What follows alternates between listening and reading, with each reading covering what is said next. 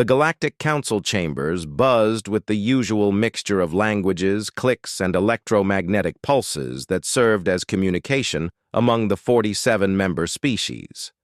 Ambassador HFY of the Vorthan Empire adjusted his crystalline breathing apparatus as he prepared to address the assembly. His 4 eyes gleamed with satisfaction as he looked down at the small, unremarkable figure seated in the human delegation section. Captain Sarah Chen sat perfectly still, her hands folded on the polished metal table before her.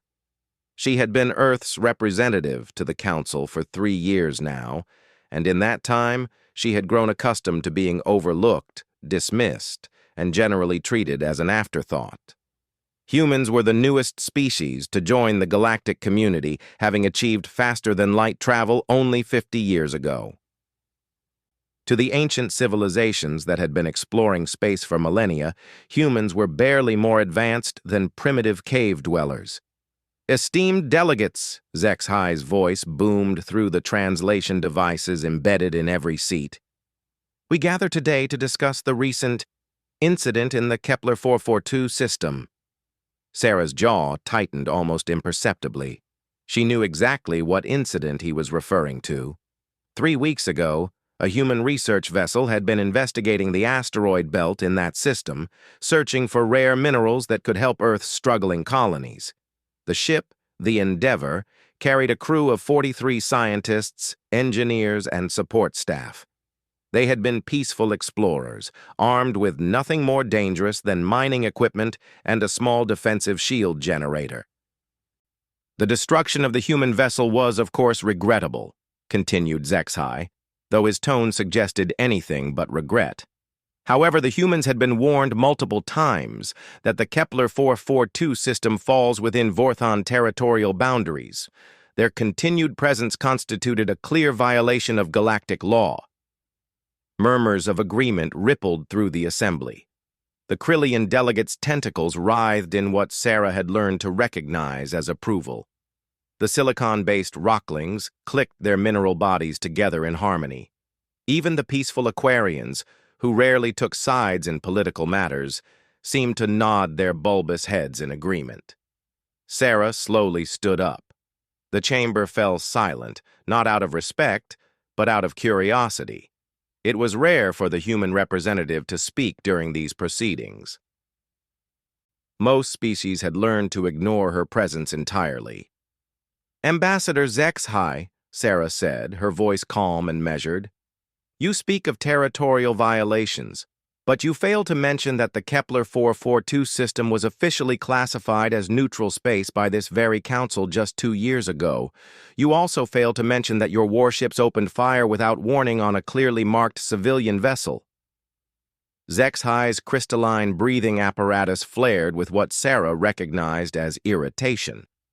"The classification of neutral space is irrelevant when dealing with primitive species that lack the sophistication to understand galactic protocols. The human vessel was given adequate warning. A 15-second transmission in Old Vorthan, a language that has been dead for 3,000 years, hardly constitutes adequate warning," Sarah replied. "Especially when that transmission was sent on a frequency that human communication equipment cannot receive." The rocklings clicked louder, expressing their amusement. To them, this was nothing more than entertainment. The destruction of 43 human lives was as insignificant as stepping on insects. "The point remains," interrupted Council Prime Thexmore, an ancient sage whose species had been mediating galactic disputes since before Earth's sun had formed, "that humans continue to overstep their bounds in galactic society. Perhaps it is time to reconsider their membership status." Sarah felt a cold fury building in her chest, but her expression remained perfectly neutral. She had been trained for this moment, though she had hoped it would never come. Earth's intelligence services had suspected for months that several council species were looking for an excuse to expel humanity from galactic society. The destruction of the Endeavour had given them exactly what they needed. "Honorable delegates," Sarah said, her voice carrying to every corner of the massive chamber, I understand that many of you view humanity as young and inexperienced. You see us as a species that has barely learned to walk among the stars. But I think you have fundamentally misunderstood who we are and what we are capable of. Zexhi's 4 eyes narrowed. Are you threatening this council, human? Not threatening, Sarah replied. Educating. You see, there's something about human nature that doesn't translate well in our first contact protocols. Something that gets lost when we talk about our peaceful exploration and scientific advancement. We've been trying very hard to fit in, to follow your rules, to be the civilized species you expect us to be. She reached into her jacket and withdrew a small, unremarkable device. Several security drones immediately focused their sensors on her, but she made no threatening moves. This is a standard human communication device, she explained, holding it up for all to see. For the past 3 years, I've been using it to send regular reports back to Earth about our progress in galactic society. Detailed reports about every species we've encountered, every technology we've observed, every weakness we've identified. The chamber erupted in angry chattering, clicking, and electromagnetic bursts. Council Prime. Thexmore slammed his massive fist on his desk, calling for order. You admit to espionage against the Council? He demanded. I admit to doing my job, Sarah replied calmly. Every species here maintains intelligence networks. The difference is that human intelligence networks are apparently much better than yours because none of you noticed what we've been doing. She touched the device, and suddenly the massive holographic display at the center of the chamber came to life. Star charts appeared, showing ship movements, supply routes, military installations, and resource deposits throughout Vorthon space. For example, Sarah continued, we know that the Vorthon Empire has been secretly mining tritium from the moons of Kepler 442b for the past 6 months, in direct violation of the Neutral Space Treaty. We know that Ambassador Zexhi's own brother commands the mining operation. We also know that the Endeavor discovered evidence of this illegal mining just hours before it was destroyed. Zexhi's crystalline breathing apparatus began flashing rapidly, a clear sign of extreme agitation. This is preposterous. These fabrications prove nothing. Oh, but they're not fabrications, Sarah said, touching her device again. The display changed, showing detailed scans of Vorthon mining equipment, time-stamped communications between Vorthon officials, and shipping manifests for illegal tritium exports. The chamber fell into stunned silence as delegates realized the implications. If humans had managed to gather this level of intelligence on the Vorthons, what did they know about everyone else? You want to talk about primitive species? Sarah continued, her voice growing harder. Let me tell you about primitives. On Earth, we have a saying, never mistake kindness for weakness. For 3 years, we've been kind. We've followed your rules, respected your territories, and tried to earn our place in your galactic community. And what did it get us? 43 of our people murdered for the crime of discovering your illegal operations. She touched the device once more, and the display changed again. This time it showed something that made several delegates gasp in recognition. Military specifications, ship designs, weapon capabilities, defense networks. We know how many ships each of your empires can field. We know where your shipyards are located. We know which of your technologies are truly advanced and which ones are just for show. Most importantly, we know that despite your age and experience, most of you have grown soft and complacent. Council Prime. Thexmore leaned forward, his ancient eyes fixed on Sarah with newfound respect and growing concern.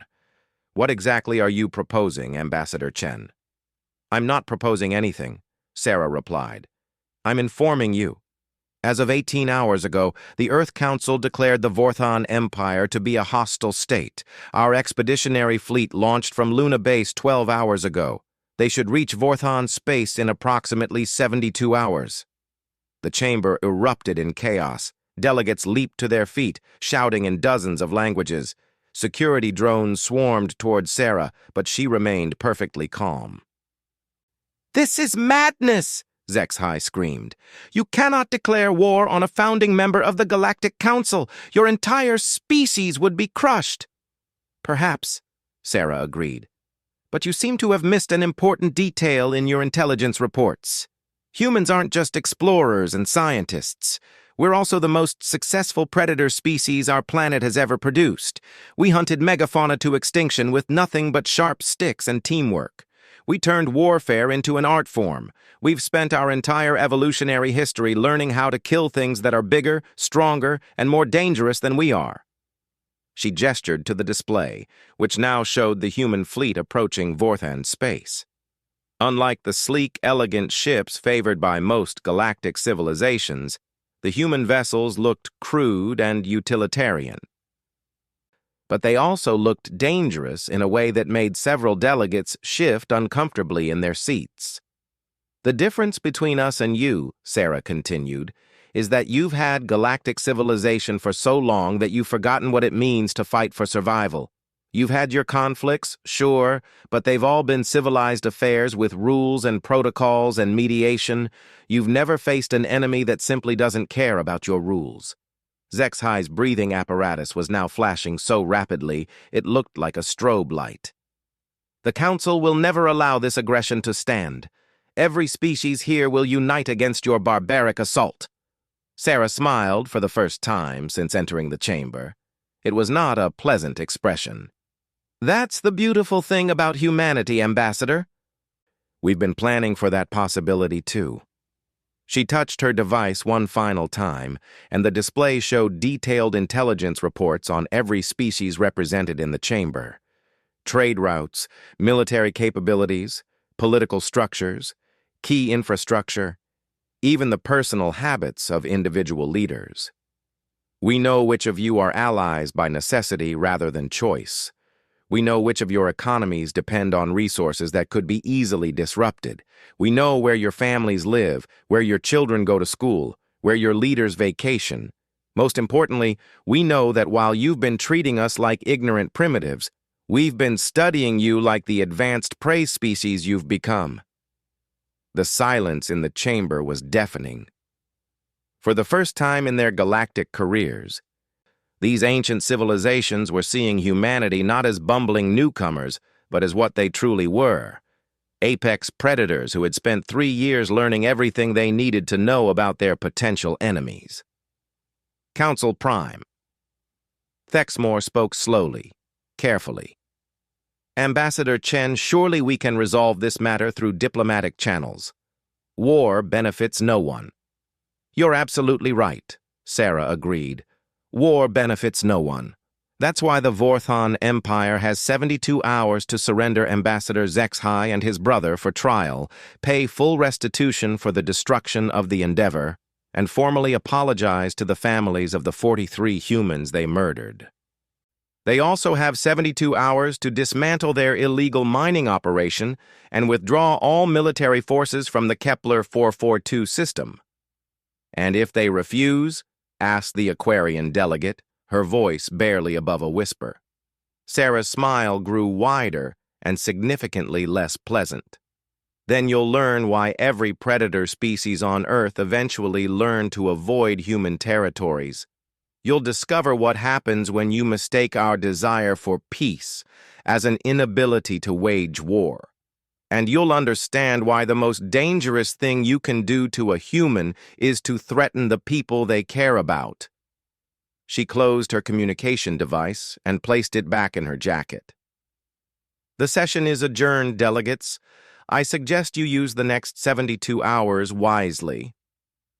As Sarah walked toward the exit, her footsteps echoing in the silent chamber, every delegate understood that the galactic balance of power had just shifted dramatically. The age of dismissing humanity as primitive newcomers was over. The question now was whether the established powers would adapt to this new reality, or whether they would learn the hard way why it's never a good idea to make humanity angry.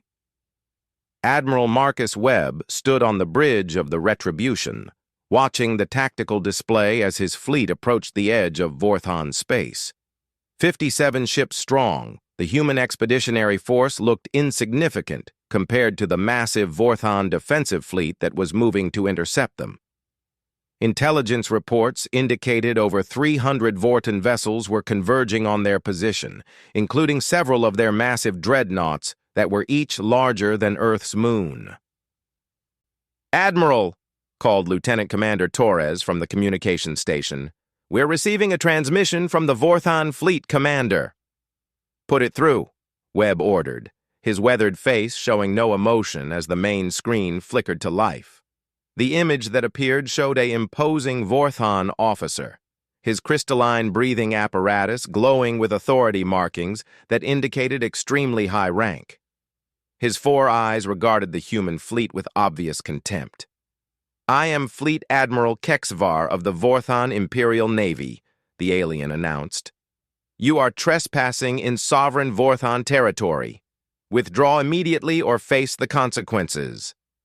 Webb stepped forward, his hands clasped behind his back in the classic military posture he had maintained throughout his 40-year career. "Fleet Admiral Kexvar. I am Admiral Marcus Webb, commanding the Earth Expeditionary Force. We are here under the terms of our diplomatic ultimatum. You have..." He glanced at his wrist display. 14 hours and 37 minutes remaining to comply with our demands." Kexvar's breathing apparatus flared with what Webb recognized as amusement. "Admiral Webb, you command fewer than 60 vessels against our fleet of over 300. Your ships, while numerous for such a primitive species, are clearly outmatched by superior Vorthon technology. I offer you one final opportunity to withdraw with honor." "I appreciate the offer," Webb replied calmly, "but I'm afraid I'll have to decline. You see, Fleet Admiral, there's something about human military doctrine that might not have been covered in your intelligence briefings." The Vorthon officer leaned forward slightly, his curiosity apparently piqued, despite his obvious confidence in the outcome of any engagement. "We don't fight fair," Webb continued. "Fairness is a luxury for species that have the option of retreat. When you murder 43 of our people, you don't get fair. You get human." Before Kexvar could respond, Webb made a small gesture to his communications officer. The transmission cut off, leaving the Vorthon fleet commander staring at a blank screen. "All ships, this is Admiral Webb," he announced over the fleet communication network. "Execute Protocol 7. Show them what humans do when someone hurts our people." Throughout the human fleet, ships that had appeared to be simple military vessels suddenly began to transform. External panels slid away, revealing weapon systems that had been concealed during their approach. What the Vorthons had assumed to be a conventional military force was actually something far more dangerous. The human ships weren't just warships, they were predator vessels, designed from the ground up to hunt and kill targets much larger than themselves. Earth's military engineers had studied every galactic conflict for the past 50 years, analyzing the tactics and technologies of species that had been fighting wars since before humanity had discovered fire. Then they had done what humans did best. They had found ways to turn those advantages into weaknesses.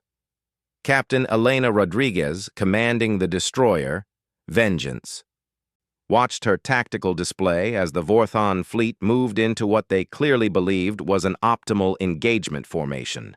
Large ships in the center, smaller vessels providing screening, support craft maintaining careful distances. It was textbook galactic naval doctrine, refined over centuries of civilized warfare. "Ma'am," reported her tactical officer, "Vorthon fleet is maintaining standard defensive positioning. They're not adapting for our approach vector." "Of course they're not," Rodriguez replied. "They think they know what we're going to do because every other species fights the same way. Big ships shoot at big ships until somebody surrenders. Helm, bring us to attack vector Charlie 7. The Vengeance banked sharply, followed by 11 other human destroyers.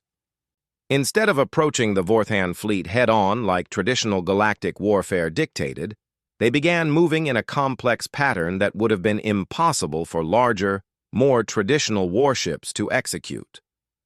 Aboard the Vorthon flagship Imperial Glory, Fleet Admiral Kexvar watched the human approach with growing confusion. "Navigation officer, what are those smaller human vessels doing? Their movement pattern makes no tactical sense." "Unknown, sir," replied his subordinate. "They appear to be hunting in packs?" Kexvar's 4 eyes narrowed. Pack hunting was a concept that simply didn't exist in galactic naval doctrine. Individual ships might coordinate their attacks, but the idea of multiple vessels working together like predatory animals was alien to species that had evolved beyond such primitive behaviors. That was about to become a fatal mistake.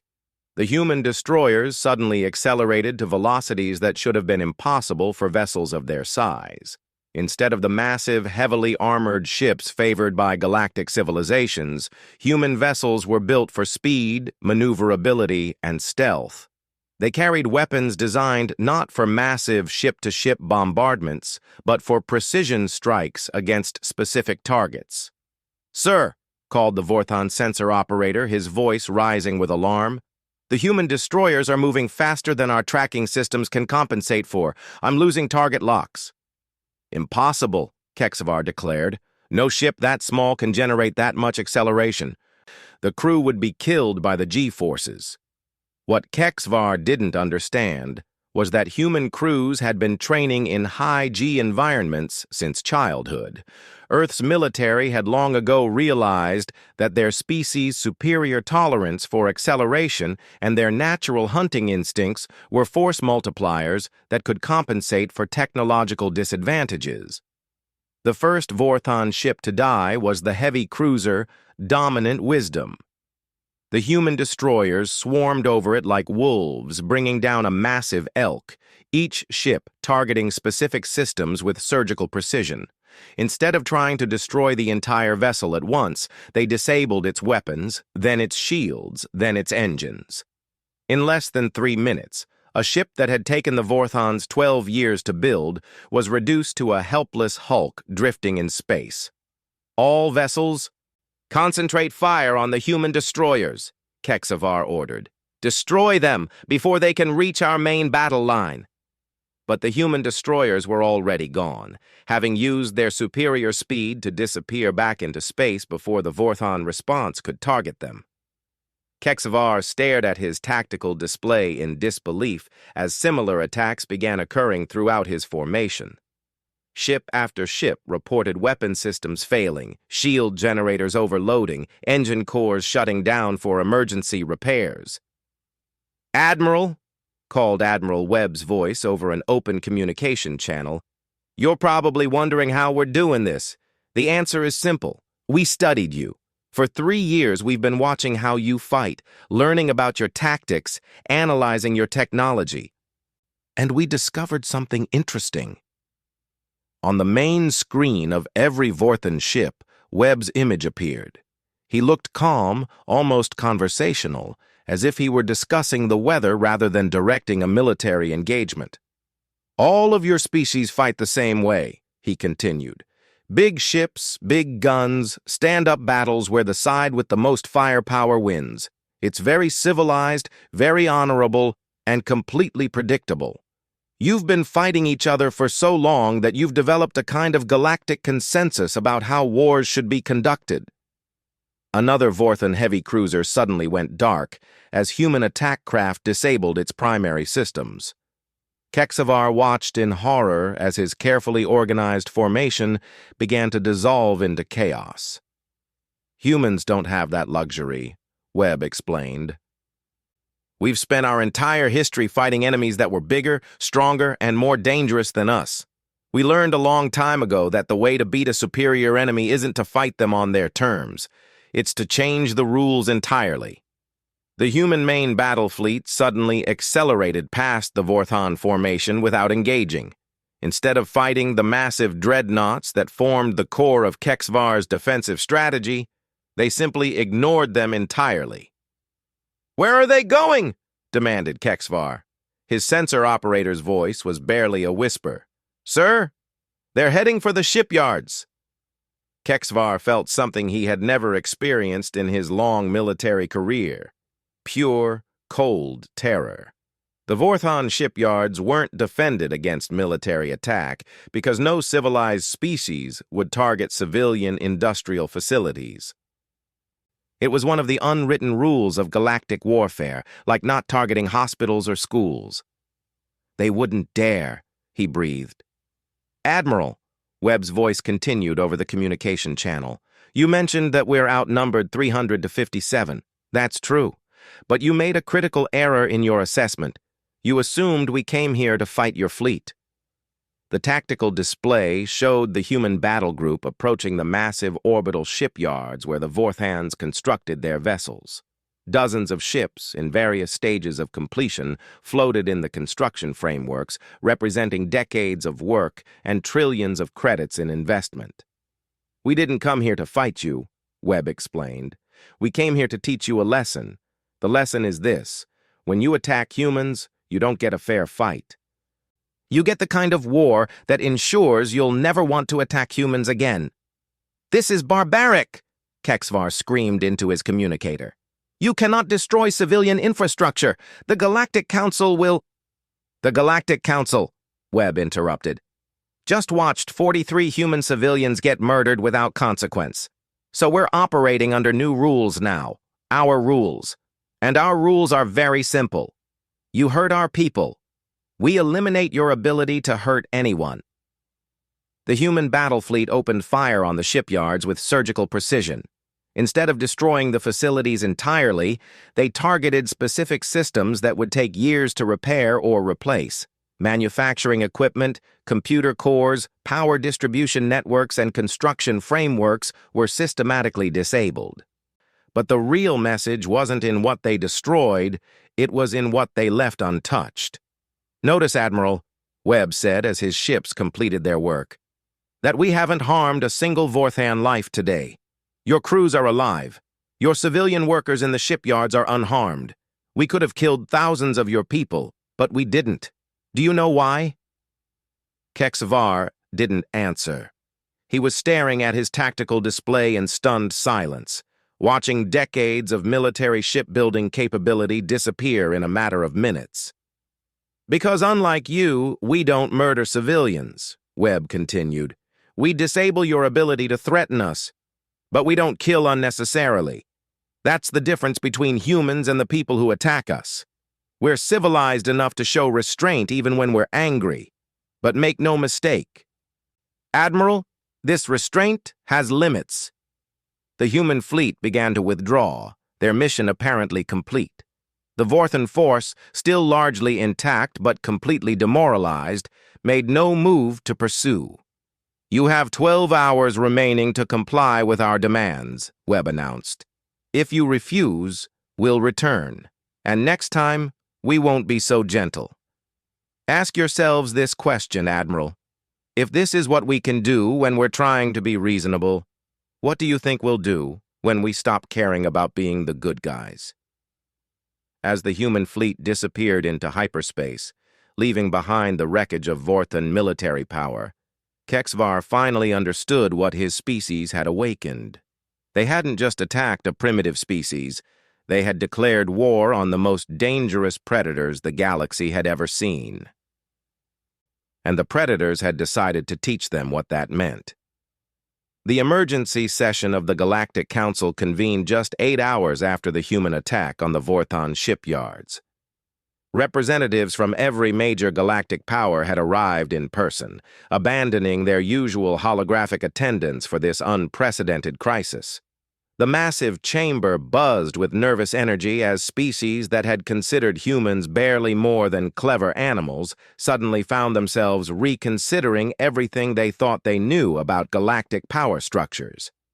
Ambassador Sarah Chen entered the chamber exactly 30 minutes late, a calculated insult that would have been unthinkable from a human representative just 24 hours earlier. She walked with the same calm composure she had always maintained, but now every delegate watched her with a mixture of wariness and fear. The intelligence reports that had been circulating since her last appearance painted a terrifying picture of human capabilities that had been hidden in plain sight for 3 years. Council Prime Thexmore called the assembly to order, his ancient voice carrying undertones of stress that his species hadn't evolved to conceal. "We are here to address the unprecedented attack by human forces on Vorthon's civilian infrastructure.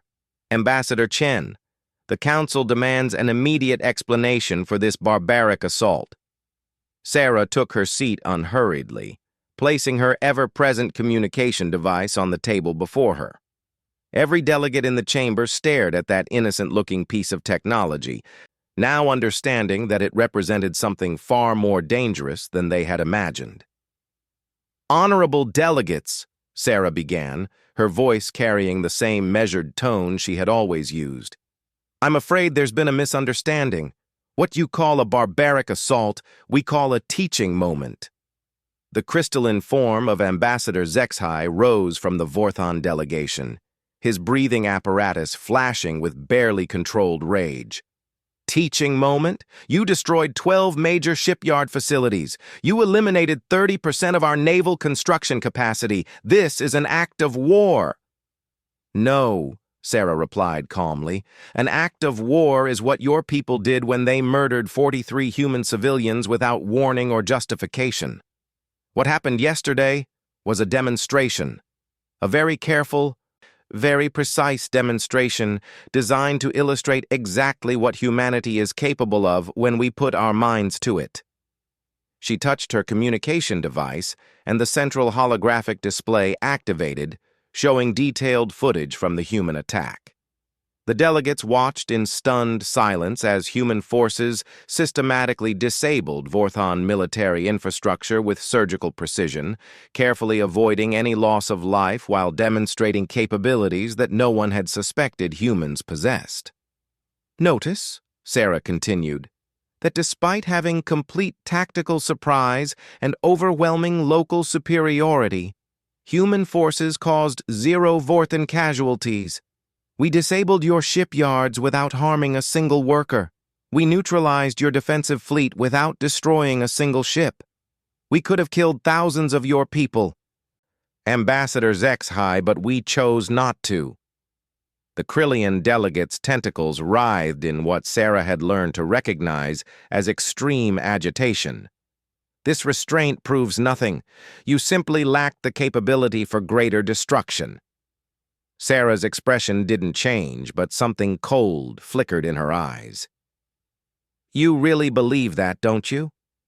You actually think that the species that drove megafauna to extinction with sharpened sticks lacks the capability for destruction?" She touched her device again, and the display changed to show Earth's military-industrial complex. Massive shipyards hidden in asteroid belts, weapons testing facilities buried deep in lunar caverns, and training centers where human soldiers practiced combat techniques that had never been seen in galactic warfare. "Let me educate you about human capabilities," Sarah said. "The force that attacked your shipyards represented approximately 2% of Earth's current military capacity. The weapons they used were export models, designed for conflicts where we wanted to minimize collateral damage. The tactics they employed were basic pack-hunting techniques that human children learn in elementary school." The chamber erupted in shocked murmurs as delegates began to understand the implications. If yesterday's devastating attack represented only a fraction of human military power, what were they truly capable of? "Impossible," breathed the Aquarian delegate. "Our intelligence reports indicated that humans possessed only basic military technology.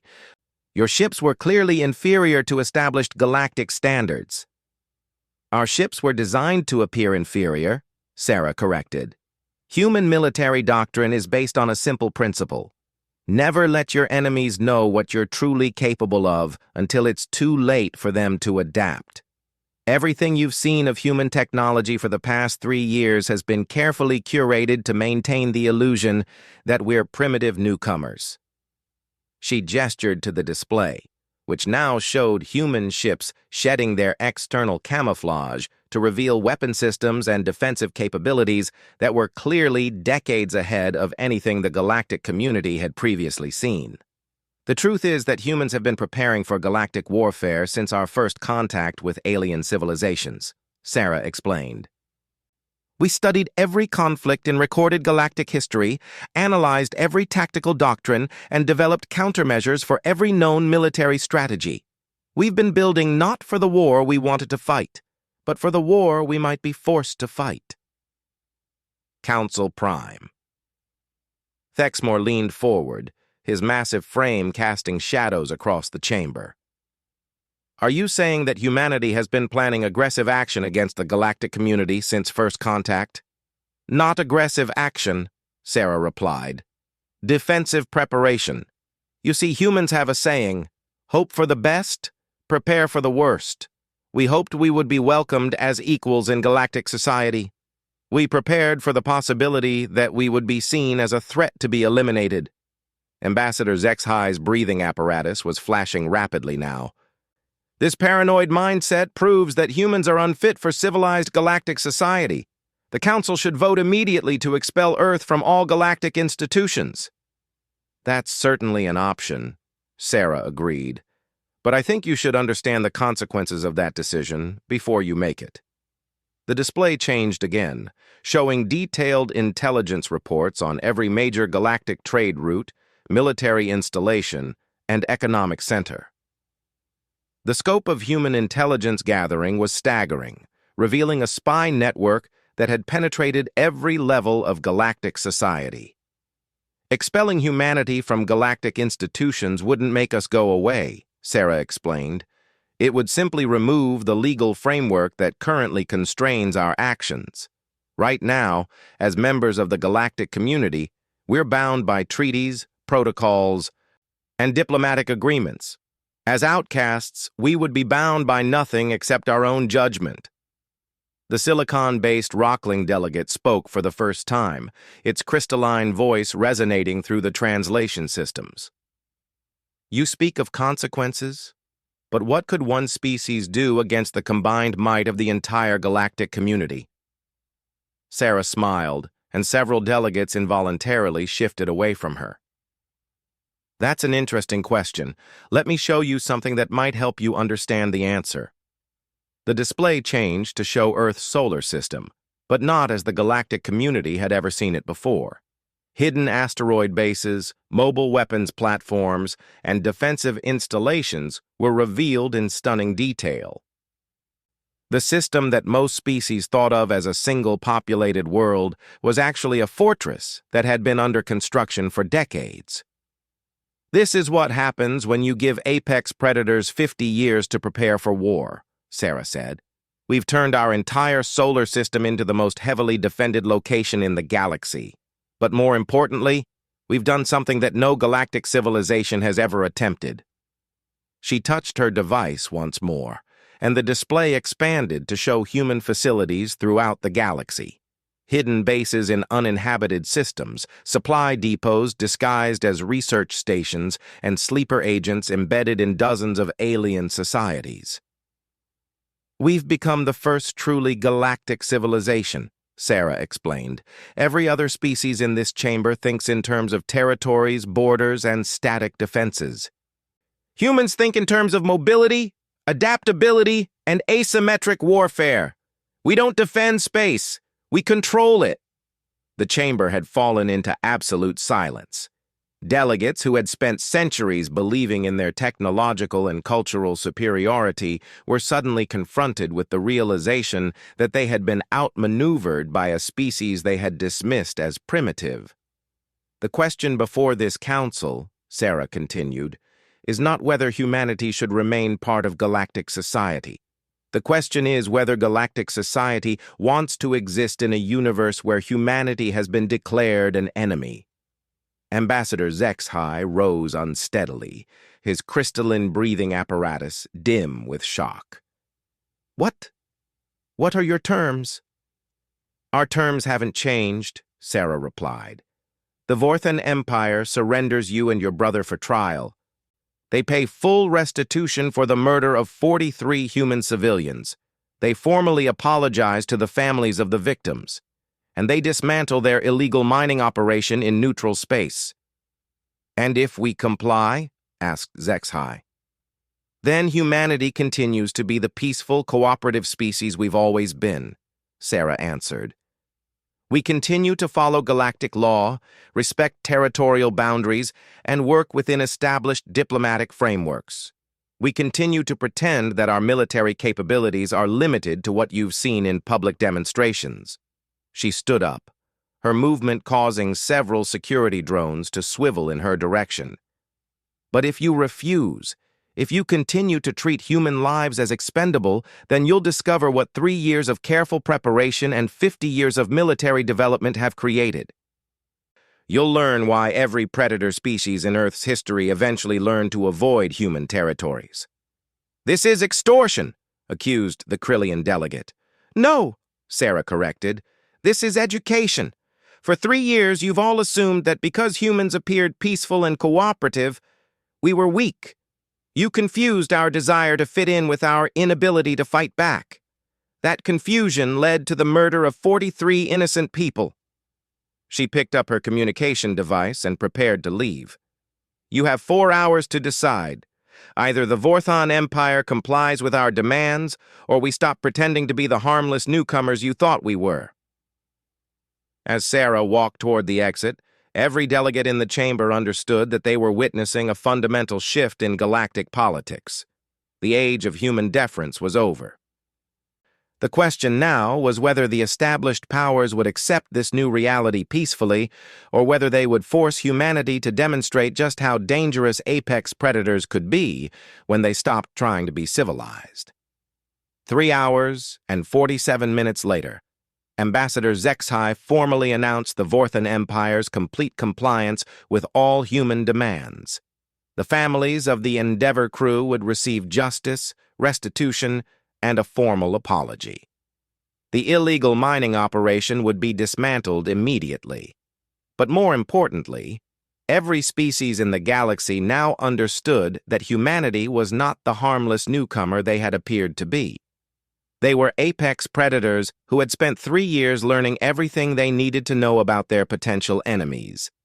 And the most terrifying part was that even now, after demonstrating their true capabilities, humans were still choosing to be peaceful. The question that haunted every galactic leader was simple. What would happen if humanity ever stopped making that choice? For the first time in galactic history, an entire civilization went to sleep, afraid of a species that had never wanted to be feared. And in that fear, they finally understood what it meant to enrage humanity.